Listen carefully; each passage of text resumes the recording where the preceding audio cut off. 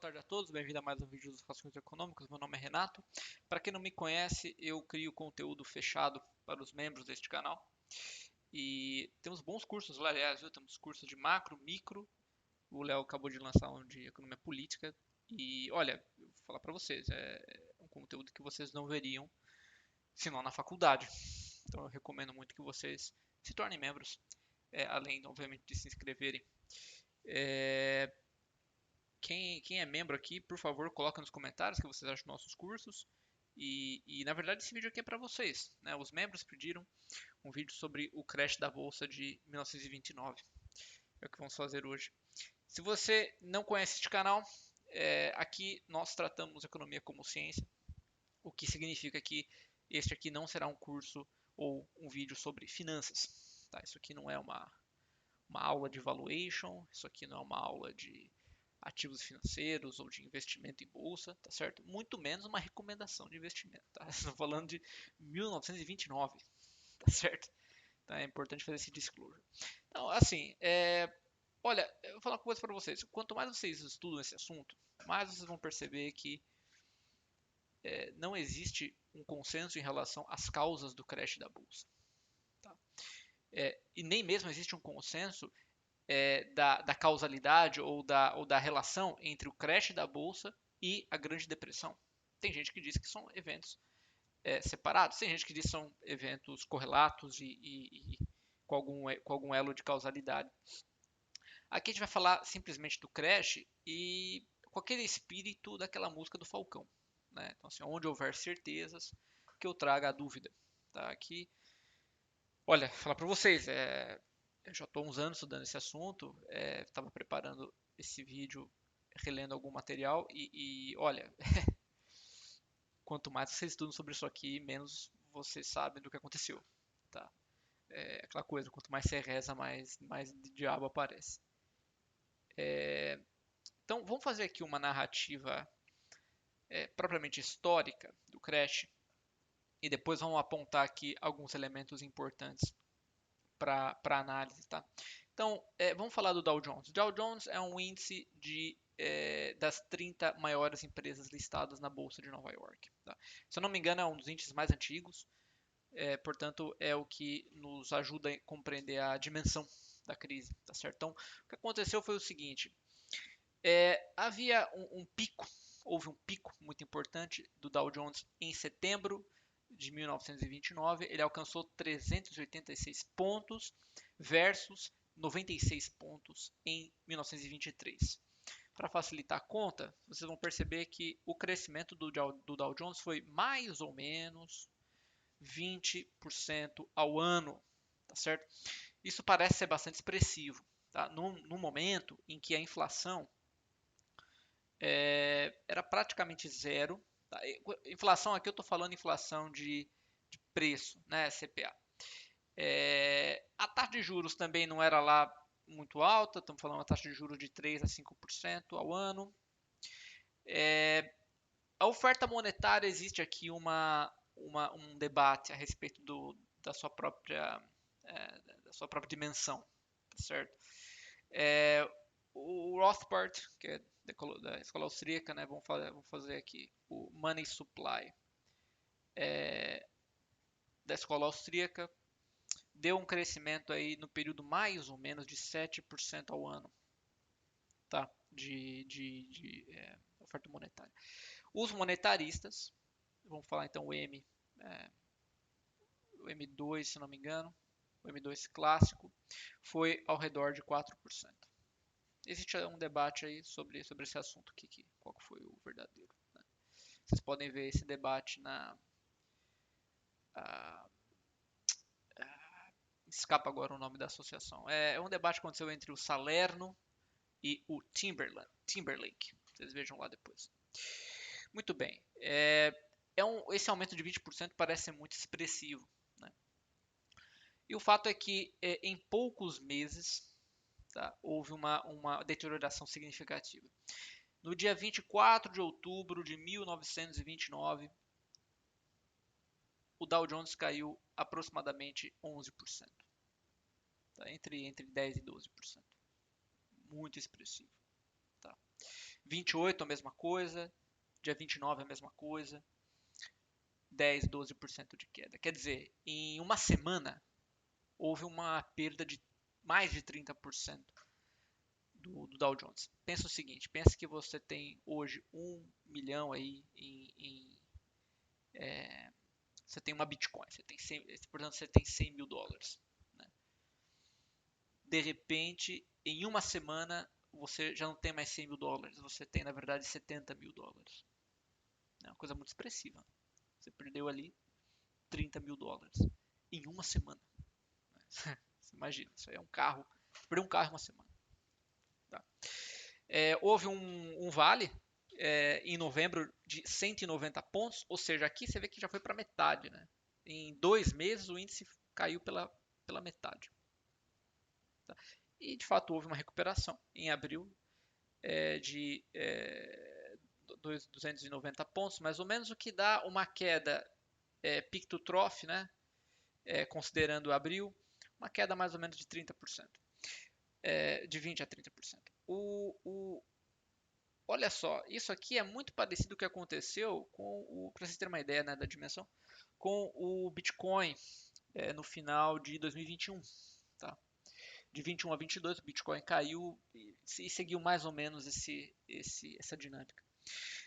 Agora, é aquela coisa, a grande questão é a seguinte, por que o crash aconteceu? Tá? Essa é a dimensão do crash, por que ele aconteceu? Existe um debate muito grande em relação às suas causas. A explicação tradicional é que havia uma bolha financeira. Tá? E aí a gente pode falar um pouco sobre a bolha financeira. Então, primeiro, o que é uma bolha financeira? Né? A bolha financeira é uma disparidade positiva. Bolha financeira é uma disparidade positiva entre o preço de um ativo e o seu, vamos chamar assim, valor intrínseco.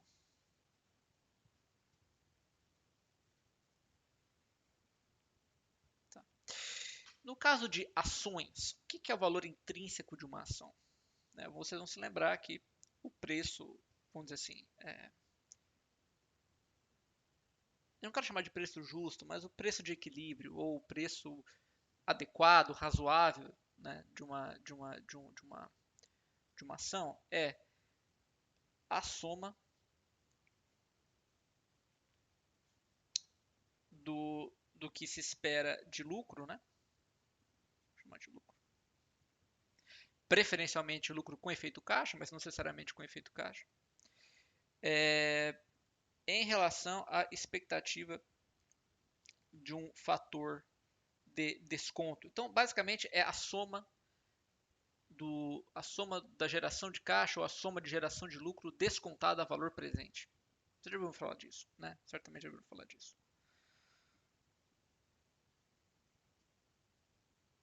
Tá certo. E a gente pode identificar uma bolha quando esse preço está muito acima daquilo que seria uma expectativa normal, razoável de lucro, dado um fator de desconto. Tá? Existem algumas sugestões de bolha, de fato, antes de 29. Né? Você vê, o índice aumentou 20% ao ano. Né? Num ambiente que não era inflacionário, baixa taxa de juros, num ambiente em que a produtividade estava crescendo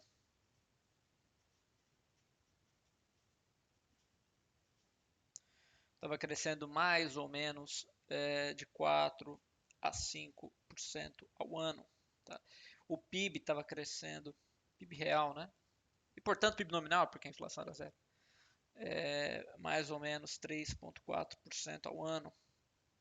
Tá certo? Então, assim, de fato, as ações estavam realmente mais valorizadas do que a princípio seria adequado, tendo em vista a atividade real da economia. Tá certo? Os austríacos, por exemplo, vão dizer que a maior evidência de que havia uma bolha financeira é o aumento da oferta monetária. Né? Então, vamos dizer assim, a inflação austríaca, entre aspas, né? Então a gente tinha um aumento de 7%, o que é bastante razoável.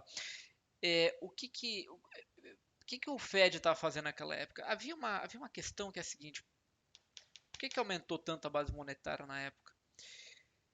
Vocês vão se lembrar que quando acaba a Primeira Guerra Mundial, os países desenvolvidos, os países do eixo, do eixo nortista, eles tentam retomar o padrão ouro. Vocês se lembram o que é o padrão ouro, né? O padrão ouro era um sistema de pagamento internacional em que as moedas locais refletiam é, é, é, um peso em ouro, tá certo? E essas moedas eram conversíveis em ouro, né? Então, o dólar não era o nome de um dinheiro, o dólar era o nome de um peso de ouro, né? Assim como a libra era um peso de ouro, né? E a taxa de câmbio, portanto, era dada pela relação entre pesos, entre ouro em peso de dólar e ouro em peso de libra, tá certo? E obviamente havia essa conversibilidade. O ponto do padrão ouro foi o seguinte: veja, quando aconteceu a Primeira Guerra Mundial, houve uma grande inflação. Guerra é geralmente associada com inflação, né? Guerra é um momento em que capital é destruído, é um momento em que a oferta de trabalho desaparece, porque as pessoas são alvejadas, né? Complicado. Então existe, portanto, um choque de oferta muito grande, negativo, né? Causado pela guerra, e isso faz com que a inflação suba, né? Isso é muito comum e muito bem documentado na história. Quando os países europeus voltaram ao padrão ouro, eles voltaram na paridade pré-Primeira Guerra Mundial. Então eles não consideraram a inflação do período, a inflação medida em nível de preço. Tá? Eles quiseram voltar para a paridade original, justamente para forçar uma espécie de deflação, não é isso? Retornando ao custo de vida anterior à guerra. Só que isso de fato foi um problema, porque essa redução do custo não necessariamente aconteceu, né? E o que se observou na Europa, especialmente na Inglaterra, foi uma grande saída de ouro, tá certo? Ó, para pensar, olha só. É, você tem o preço dos Estados Unidos, tá? Ele é X. E você tem o preço do Reino Unido, ele é 2x, tá certo? O que vai garantir vamos dizer, uma compensação, né? O que vai garantir que os ingleses não vão importar produtos americanos, tá certo? E ao mesmo tempo vão preferir comprar produtos internos. O que vai garantir isso aí é uma taxa de câmbio depreciada da Inglaterra, percebe? Se a Inglaterra não tiver uma taxa de câmbio depreciada, ela vai continuar importando dos Estados Unidos a tal ponto que o estoque de ouro que está fundando, que tá realmente lastreando todo o sistema financeiro inglês, ele vai desaparecer, esse ouro vai embora. Tá? E a Inglaterra vai se tornar um país quebrado, né? Financeiramente quebrado. O sistema financeiro vai quebrar, tá? Num ambiente de padrão ouro. Mas não foi isso que os americanos fizeram, né? Os ingleses fizeram. Eles mantiveram o câmbio mais ou menos na paridade, tá certo, com os americanos. E isso causou uma grande saída de ouro da Inglaterra. O Fed sabia disso. Tá? O Fed tinha sido criado em 1913. O Fed sabia que, olha, o padrão ouro ele é um sistema internacional e ele precisa de um nível de cooperação entre os diversos bancos centrais, os bancos comerciais, as autoridades monetárias em geral, porque senão ele não funciona, senão um país acaba quebrando o outro, e isso não é bom para o próprio país, tá certo? Que está quebrando o outro, porque ele vai perder mercado consumidor. Você imagina quantos produtos americanos não vendiam para os europeus, justamente por conta dessa redução de oferta europeia depois da Primeira Guerra Mundial. Além disso, os americanos tinham se tornado credores dos europeus através de dívida externa, Tá certo? Então é óbvio que não era do interesse dos americanos que a Europa quebrasse financeiramente. Então o que, que o Fed resolveu fazer? Ele resolveu manter uma política monetária mais frouxa, não é isso? Mais expansionista, portanto, né, aumentando a base monetária, inclusive, não só a base, a oferta, né? Inclusive para além do que os americanos tinham efetivamente de estoque de ouro. Se eu não me engano, a partir de 1927 há uma saída de ouro dos Estados Unidos, não uma entrada, mas há uma saída, se eu não me engano. Por favor, coloquem nos comentários se isso é de fato verdade. E o que é uma evidência, né, de que o Fed estava com uma política monetária bastante frouxa, tá certo? Justamente para impedir a quebra financeira da Europa e particularmente da Inglaterra, tá certo? Para parar com o influxo de ouro para os Estados Unidos da Europa.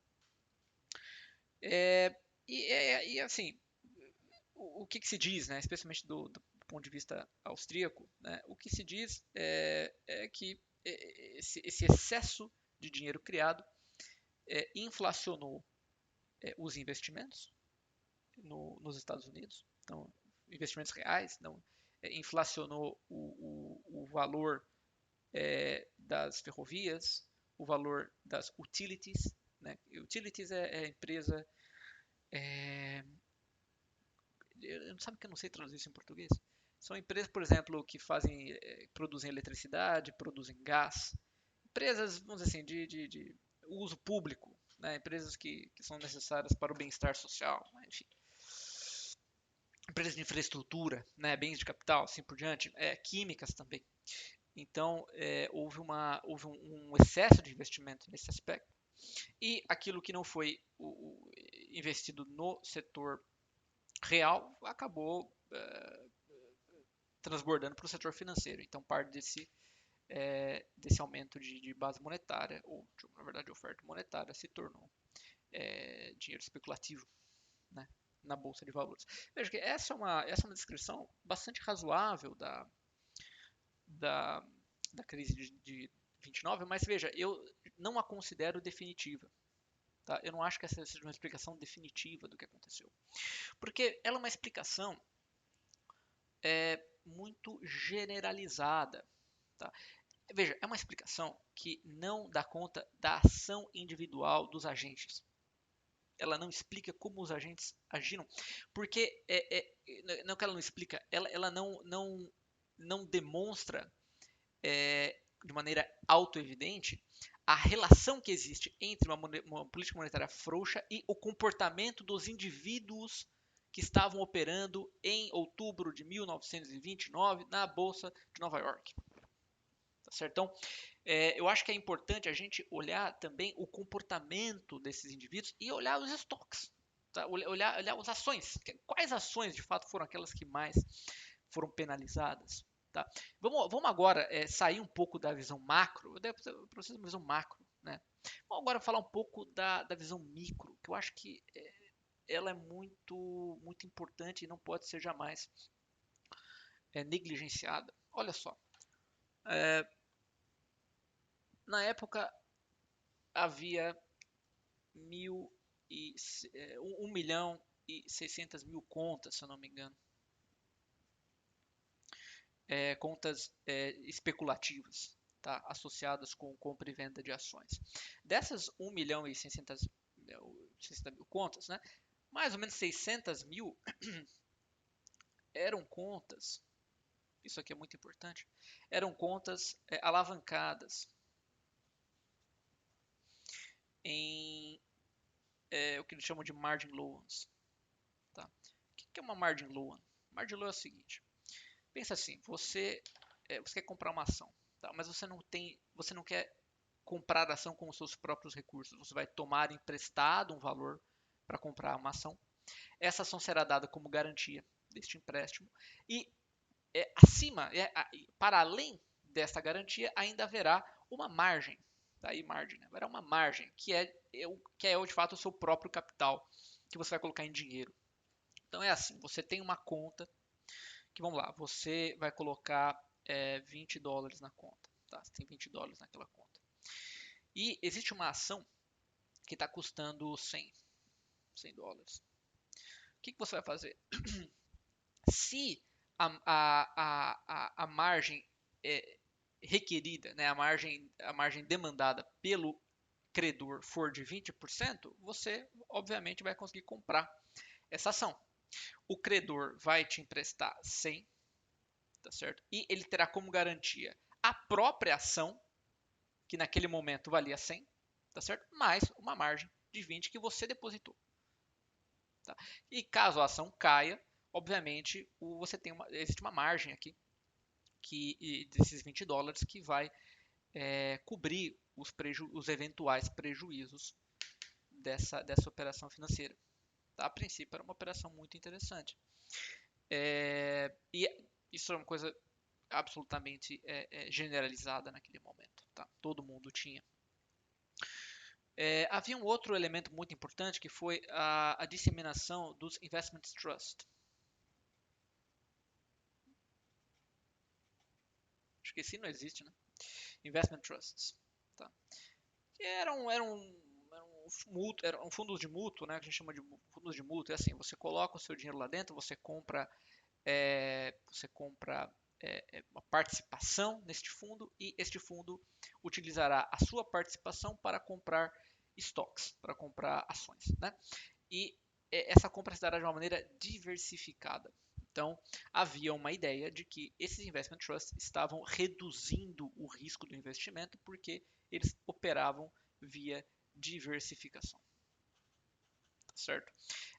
Não é exatamente a mesma coisa, tá? Não é exatamente a mesma coisa, mas é muito parecido com a ideia de um ETF, tá? Ou seja, de um fundo que opera seguindo o índice, não seguindo ações específicas, tá? Ou seja, é a máxima diversificação que você pode obter no mercado financeiro ou no mercado acionário, nesse caso específico, tá? Está diversificado.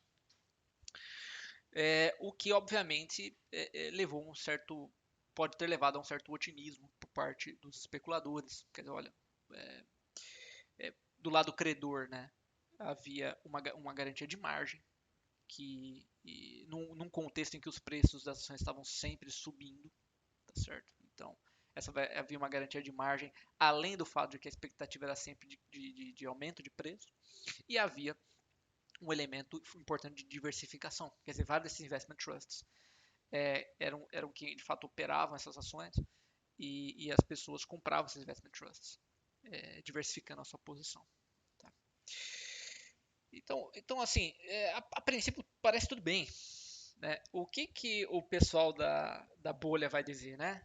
Olha, o problema estava justamente nessas margin loans aqui, porque o que estava acontecendo aqui?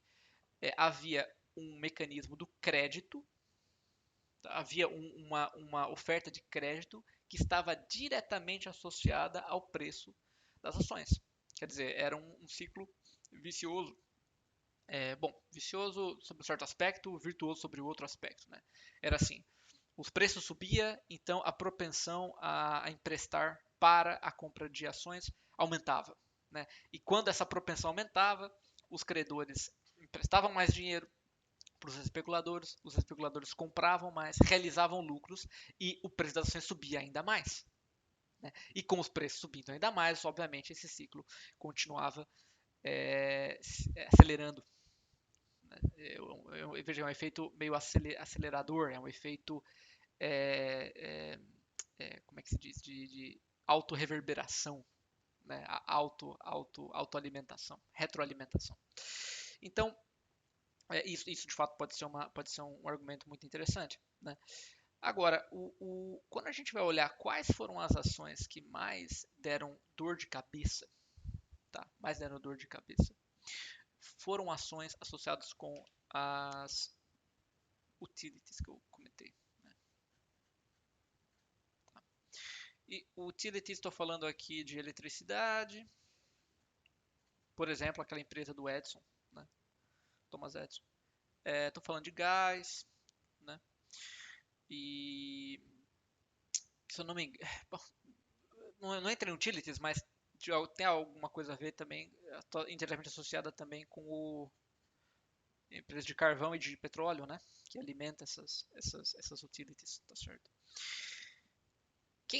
As ações que mais caíram naquela época foram as ações de utilities, tá certo? E o quanto que isso tem a ver com a ideia do aumento exagerado dos investimentos? Olha, é possível que se faça um argumento dizendo o seguinte: é, esse tipo de negócio são empreendimentos, são bens de capital, são empreendimentos de capital que alongam o processo produtivo, tá certo? Porque eles adicionam mais uma etapa no processo produtivo de todo mundo, tá certo? Portanto, a gente houve um excesso de investimentos aqui na Utilities, tá certo? Mas, ao mesmo tempo, olha só, a gente poderia retrucar. Eu acho que esse é um ponto de grande fragilidade da teoria austríaca. Veja, isso aqui não é uma refutação, né? Eu só tô refletindo a respeito do assunto e eu encorajo vocês a fazerem a mesma coisa. Quer dizer, olha, aprender não é você decorar teses, teorias. Isso é erudição. Isso é erudição. Aprender, de fato, é você olhar criticamente para as coisas. É você ver as coisas com mais clarividência, transparência e pureza. Tá? Esse ponto aqui é um ponto problemático para a teoria austríaca do ciclo econômico, porque é o seguinte: você aumentar o investimento em utilities, você está aumentando a produtividade geral da economia. Percebe? Então, será que isso é de fato um excesso de investimento? Né? Será que isso de fato é um excesso de investimento? Eu deixo para vocês me dizerem se isso aqui é um excesso de investimento em relação à oferta que será possibilitada no futuro graças a esse investimento. Quer dizer, será que de fato vai faltar bens de consumo relativamente a bens de capital por conta desse tipo de investimento aqui? Não sei, fiquem abertos. Tá? Agora, o que eu queria realmente falar é o seguinte: a pergunta fundamental, tá? Que é a pergunta microeconômica, fundamental é a seguinte: por que no dia 24 de outubro de 1929 houve uma propensão de venda absurda, catastrófica? Quer dizer, por que aquelas pessoas que estavam operando na bolsa de 1929, na bolsa de Nova York em 1929, decidiram que naquele dia elas iam vender em massa? Veja que aqui a gente está adentrando um ponto que é quase um estudo de retórica econômica. Né? E retórica não no sentido de utilizar a retórica para persuadir você ou qualquer um de uma teoria, mas retórica no sentido de entender quais são os elementos que influenciam o comportamento dos agentes. Né? E isso me parece que é um gap, né? Me parece que é um ponto cego da maioria das teorias, da maior parte das teorias dos ciclos econômicos. Tá? E aqui eu estou falando de todo mundo. Estou falando da teoria do Kalecki, que é um marxista. Estou falando da teoria austríaca, que é liberal. Estou falando da teoria do Friedman. Né? O Friedman é um pouquinho menos, é um pouquinho mais micro, é um pouquinho mais próxima, palpável, tá certo? Mas ainda assim, ela é muito genérica, é muito geral. Quer dizer, a pergunta que James Tobin fez a Milton Friedman, tá? Será que ciência é você simplesmente montar modelos, testar modelos estatisticamente, né? Ou simplesmente montar modelos que sejam, em teoria, coerentes e lógicos? Ou será que, na verdade, ciência é você identificar os mecanismos de transmissão e a rede causal, tá certo? De um fato para um outro fato, de uma decisão para uma outra decisão, e, portanto, identificar os agentes, como os agentes se comportam. Tá? Então, a pergunta que fica é: por que as pessoas venderam com tanta pressa, com tanta ansiedade no dia 24 de outubro de 1929? Se a gente for olhar a mídia da época, não havia nenhuma preocupação de que havia uma bolha. Tá? E por definição, né? Por definição, senão a bolha já teria estourado antes. Pressupondo que ela existisse, né? Veja que isso também já está em jogo aqui. Isso aqui está em jogo aqui. Ninguém sabe se havia uma bolha ou não. É isso que eu quero falar para vocês. Tá? Existem né, argumentos razoáveis que digam que afirmam que havia uma bolha, e tem gente que fala que não havia bolha nenhuma. Eu já vou falar para vocês sobre isso. Agora, na mídia não tinha nada disso. tá? É, as pessoas estavam bastante confiantes, inclusive o famoso economista Arvin Fisher, né? 2 dias antes, você veja, 2 dias antes do crash da bolsa, ele havia afirmado que o preço das ações atingiram um platô, a partir do qual elas ou se estabilizarão ou crescerão ainda mais. O Fisher depois, inclusive, escreveu um livro em 1930 tentando se explicar, né, fazer um meia-culpa, por que ele não identificou o risco de uma queda de preços, né, porque ele considerou que esse risco era muito tão baixo. E, e olha só, existem estudos hoje em dia, já entrando aqui no segundo ponto, que tentam aplicar a teoria de finanças moderna para aquele momento e percebem o seguinte: olha, não era evidente que havia uma bolha. Quer dizer, não era simplesmente a mídia que não estava reportando nada. Né? Veja, haviam vozes, né? Havia, por exemplo, um sujeito, acho que acho que o secretário do Tesouro inglês, eu acho que ele falou que ele usou um termo muito pejorativo, muito pesado. Não vou falar aqui o termo dele porque vão derrubar o vídeo. Mas ele falou que o Wall Street era uma ciranda financeira, tá? Uma ciranda especulativa. Ciranda especulativa. Então ele é um cara que estava falando isso na mídia, mas era uma voz isolada. Havia também um outro, acho que era o Roger Babson, que falou a mesma coisa. Então, enfim, são pessoas, são indivíduos que foram jogando, né, alertas, mas assim, de uma maneira bastante esporádica e individual. A opinião em geral era de que não, os preços estavam corretos. A valuation das ações estava correta. E quando a gente vai estudar com modelos atuais, veja, não era óbvio que havia uma bolha. Por quê? Olha só, os dividendos e os lucros neste período estavam subindo, tá? Em 2 dígitos, tá certo? Se for comparar, por exemplo, é, sei lá, o segundo quarter, né, de 29 com o segundo quarter de 28, tá certo? Havia um aumento, sei lá, de 10 a 15% de lucro das empresas, tá? Das empresas obviamente cotadas na bolsa. A mesma coisa se a gente fosse olhar do ponto de vista semestral, tá certo? Então, veja, não havia indícios de que os lucros estavam caindo. Inclusive, é muito interessante, quando a bolsa começa a quebrar, em outubro, novembro, há um grande esforço das empresas que tinham as suas ações cotadas na bolsa de aumentarem os dividendos, tá certo? Justamente para tentar dar confiança para as pessoas. Olha, veja, a minha ação está corretamente valorizada, está corretamente valorada, tá certo? É prova disso que eu estou te dando mais dinheiro, prova disso que eu estou distribuindo dividendo para caramba, tá? Então, assim, havia um crescimento bastante interessante aqui de lucros, tá? Obviamente, não era 20%, tá certo? Se a gente for pegar, por exemplo, o famoso Price to Earnings Ratio, né, que é a relação entre preço de ação e o lucro, né, que a ação gera, a qual a ação está associada, em 23 ela estava muito baixa, ela estava em 9, mais ou menos, tá? Até peguei aqui uma colinha, só confirmar, estava em 9, exatamente. Isso que é 23. Em 29, ela já estava mais ou menos em 18. Opa, peraí. Quer dizer que o price to earnings dobrou. É como se os preços tivessem dobrado em relação aos lucros. Então aqui, opa, isso aqui é evidentemente uma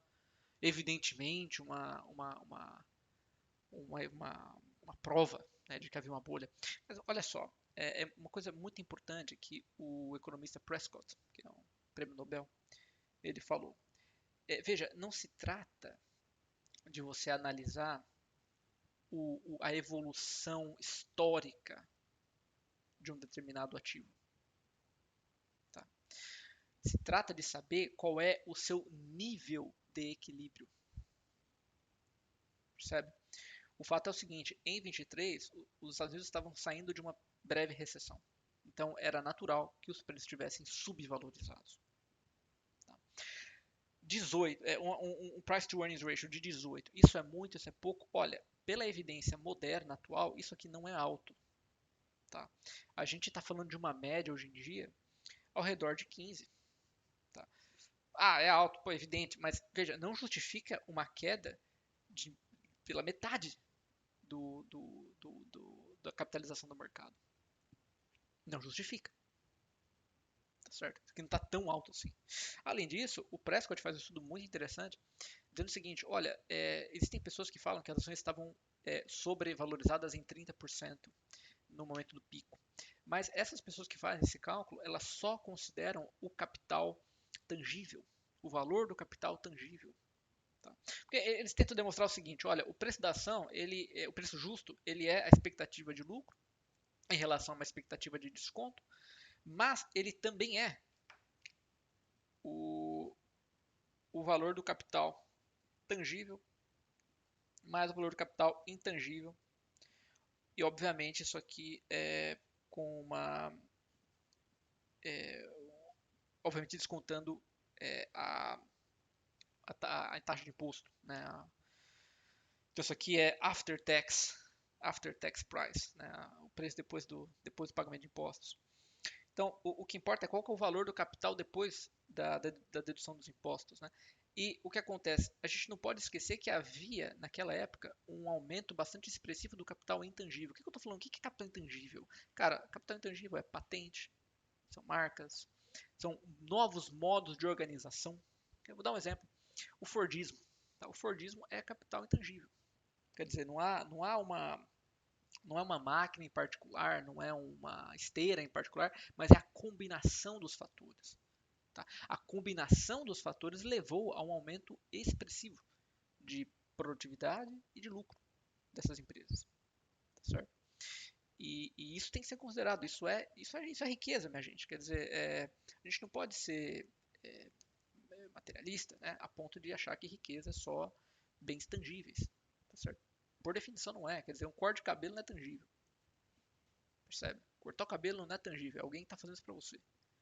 Não existe o corte de cabelo, né, enquanto um bem não é isso, transacionável. Né? É um serviço que uma pessoa faz para você. Tá certo? Então é muito importante que assim, quando a gente considera o capital intangível daquela época, não havia sobrevalorização.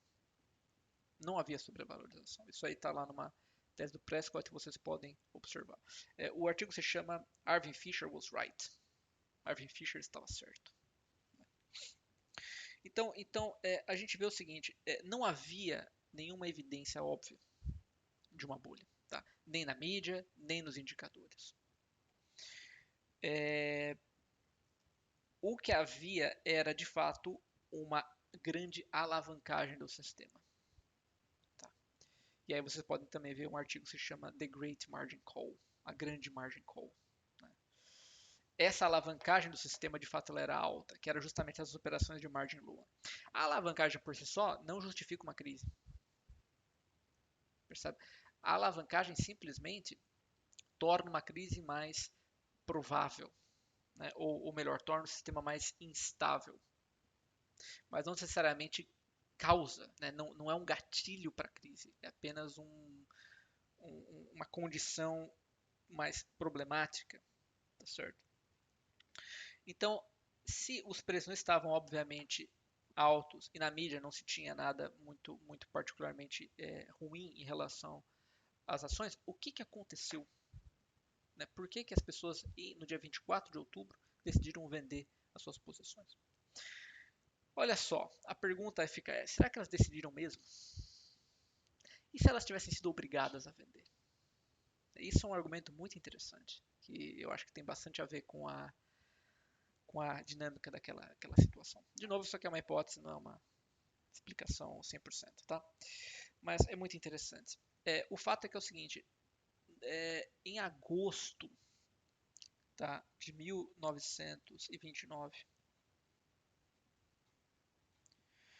o Fed aumenta a taxa de juros nos Estados Unidos, tá? Por diversas razões. Primeiro, para conter essa saída de ouro que estava acontecendo depois de tantos anos, né, de uma política monetária expansionista. E também porque o Fed, de fato, tinha uma preocupação com a bolha, ou com a suposta bolha especulativa da Bolsa de Nova York. Tá certo? Quer dizer, será que essa preocupação ela é legítima ou ilegítima? A gente não sabe. É o que eu estou falando aqui. Isso aqui é debatível. Mas o Fed tinha essa preocupação.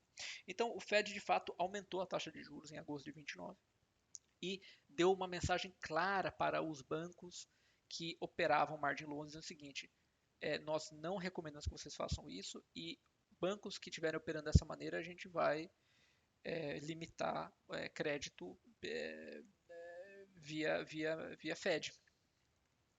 Tá certo?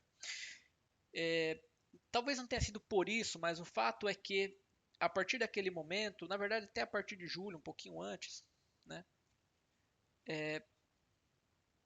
a, a margin loan, como é que pode dizer, a garantia que era preciso ser dada para a margin loan aumentou abruptamente. Né? Ela estava ali mais ou menos entre 10% a 20%, né?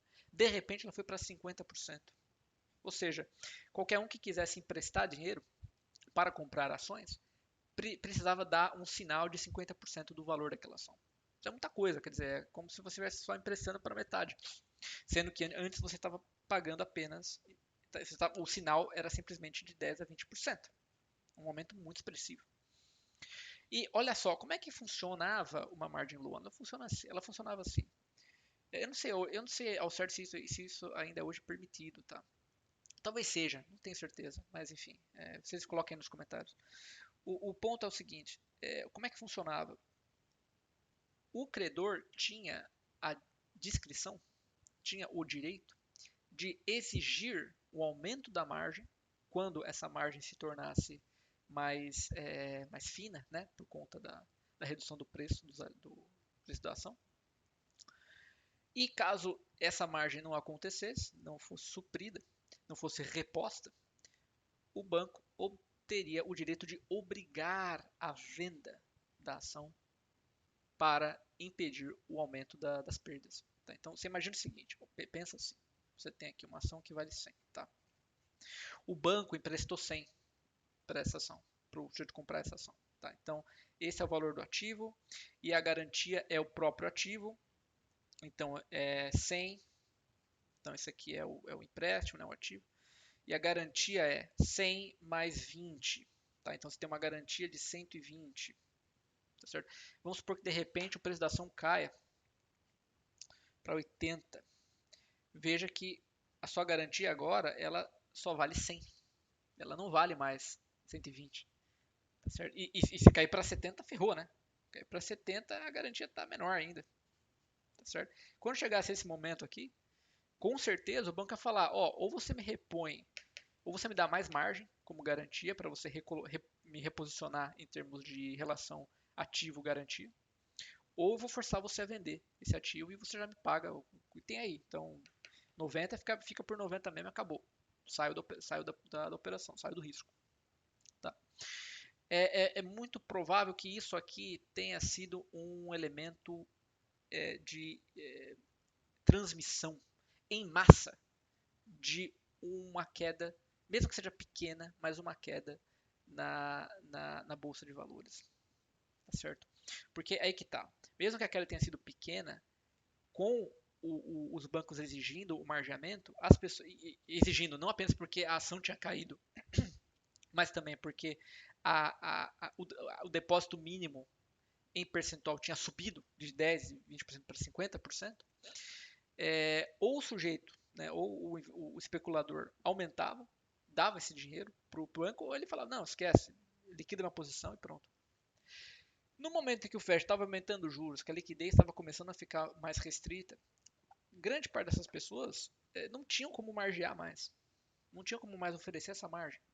Então, é muito provável que uma pequena redução do preço das ações, somada ao aumento do percentual de margeamento, fez com que muitos especuladores não tivesse mais caixa, não tivesse mais dinheiro para sustentar suas operações e muitos deles resolveram liquidar. E foi uma liquidação em massa. E essa liquidação em massa pode de fato ter levado o preço a cair abruptamente.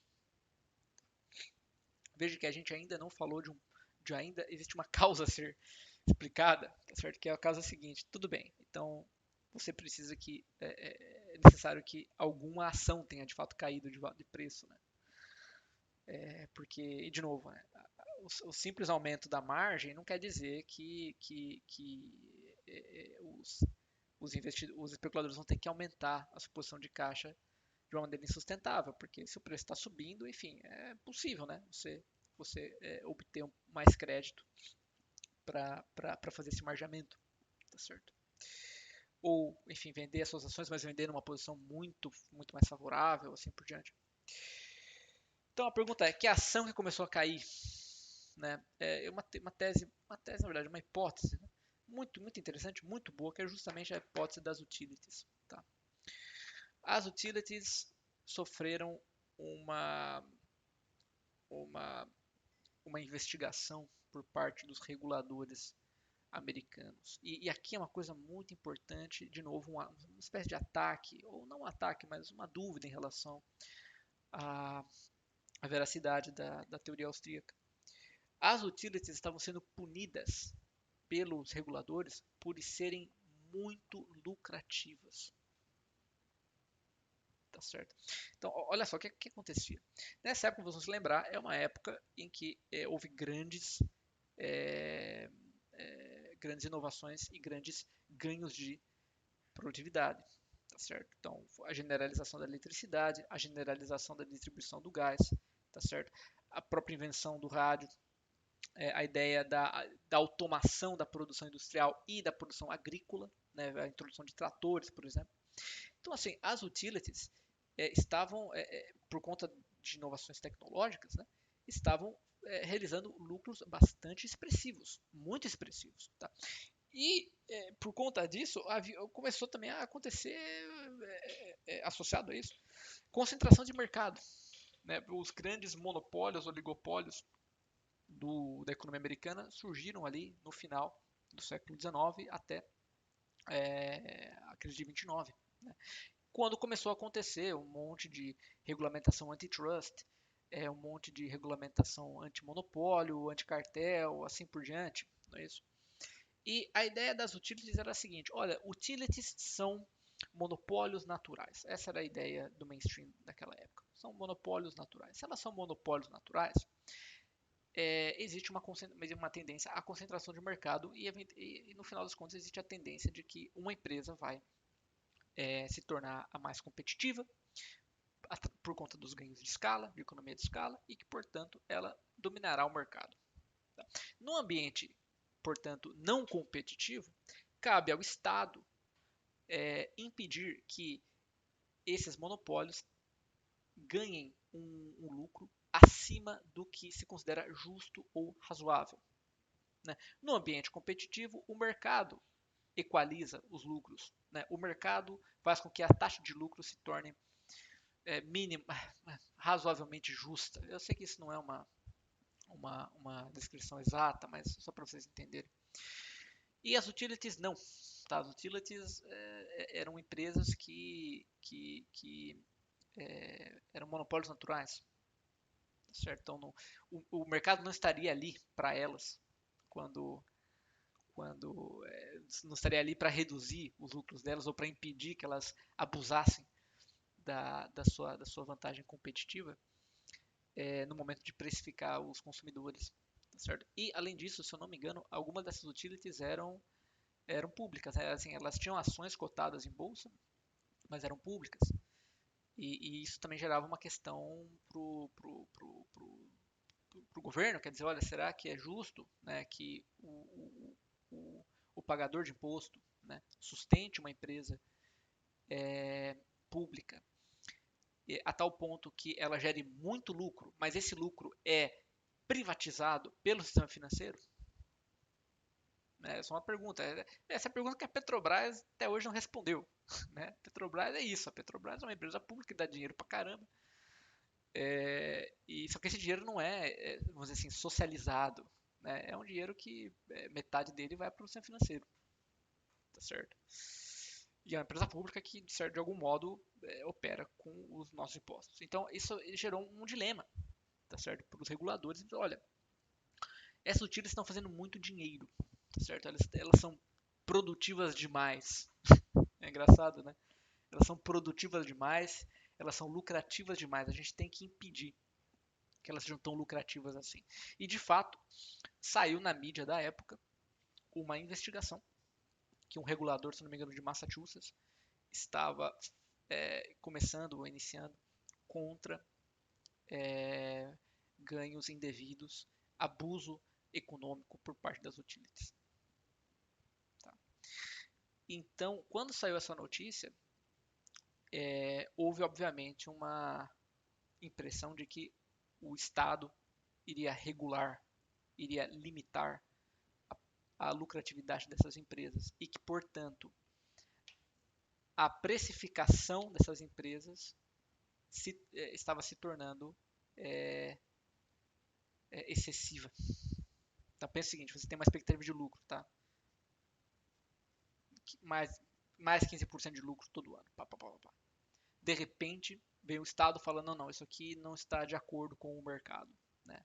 A taxa justa de lucro do mercado, na verdade, é de 5%, que é mais ou menos a taxa de juros. Né?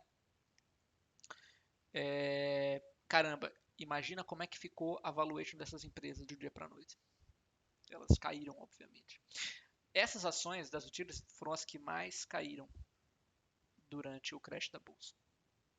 E isso que eu quero enfatizar para vocês. Elas caíram não porque elas não justificavam o preço por lucros baixos, não. É porque elas eram muito lucrativas. E o Estado resolveu impedir que elas fossem tão lucrativas assim. Percebe? É uma coisa meio chocante. É uma coisa realmente chocante. E comparando isso com a tese austríaca, por exemplo, ou até a tese marxista, né, daquela ideia da redução da taxa de lucro, ou da tese austríaca de que existe uma inversão, né, da taxa de lucro em favor dos bens de consumo em relação aos bens de capital, veja que, olha, a gente não via isso. Isso não estava tão evidente assim na época. Tá certo? Essa empresa estava dando lucro pra caramba. É que aí o Estado resolveu falar que não, elas não podem mais. Vamos abrir uma investigação aqui porque tem uma coisa errada com essas empresas. Tá certo? E é uma hipótese interessante, razoável, de que, olha, a coisa degringolou porque o Estado resolveu regulamentar o lucro de um setor, o setor de utilities. Essa pequena redução, ou essa pequena ou média correção do preço das utilities levou a uma venda forçada por conta da alavancagem mar de lona, e aí houve uma disseminação em massa de venda e, portanto, de deterioração do índice Dow Jones. Eu acho que essa descrição micro, ela é muito importante, tá? Não para refutar nada, não estou refutando ninguém, não estou falando mal de ninguém. Eu só estou dizendo que se nós não temos como plano de fundo os fatos tal como eles aconteceram, a gente perde capacidade explicativa, percebe? E a gente acaba velando o que realmente aconteceu. A gente tem a tendência de velar a causalidade real, justapondo sobre ela uma causalidade fictícia, que é uma causalidade de tipo macroeconômica geral, sem a identificação própria dos agentes. Tá certo? Pessoal, é isso que eu queria falar com vocês hoje.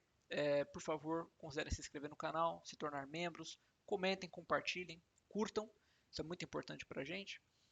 Vocês não vão me ver aqui em geral, tá? Eu crio conteúdo fechado e, portanto, o Léo estará de volta logo menos, tá certo? Só fique com Deus, muito obrigado.